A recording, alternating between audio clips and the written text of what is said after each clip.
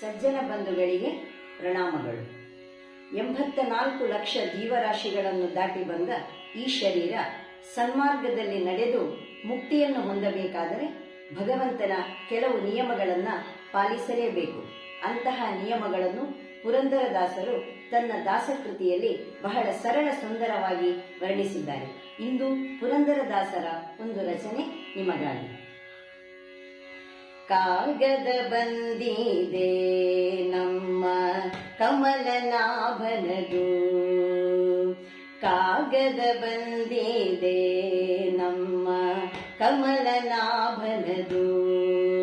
ಈ ಕಾಗದವನ್ನು ಓದಿಕೊಂಡು ಕಾಲವ ಕಳೆಯಿರೋ, ಕಾಗದ ಬಂದಿದೆ ನಮ್ಮ ಕಮಲನಾಭನದು. ಈ ಕಾಗದವನ್ನು ಓದಿಕೊಂಡು ಕಾಲವ ಕಳೆಯಿರೋ, ಕಾಗದ ಬಂದಿದೆ ನಮ್ಮ ಕಮಲನಾಭನದು.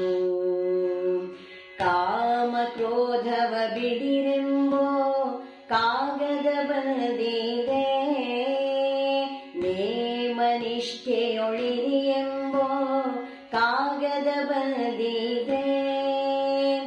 ತಾಮಸ ಜನರ ಕೂಡದಿರೆಂಬೋ ಕಾಗದ ಬಂದಿದೆ, ಕಾಮನೆಯನು ತಾನೇ ಬರೆದ ಕಾಗದ ಬಂದಿದೆ, ಕಾಗದ ಬಂದಿದೆ ನಮ್ಮ ಕಮಲನಾಭನದು.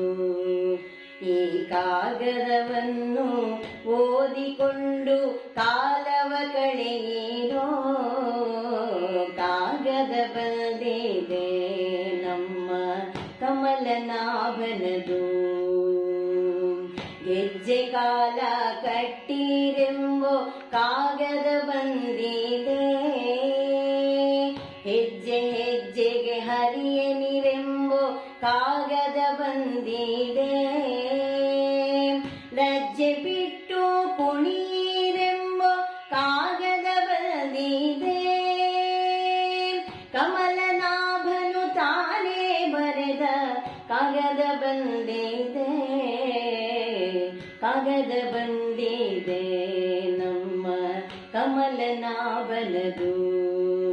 ಈ ಕಾಗದವನ್ನು ಓದಿಕೊಂಡು ಕಾಲವ ಕಳೆಯಿರೋ, ಕಾಗದ ಬಂದಿದೆ ನಮ್ಮ ಕಮಲನಾಭನದು, ನಮ್ಮ ಕಮಲನಾಭನದು, ನಮ್ಮ ಕಮಲನಾಭನದು.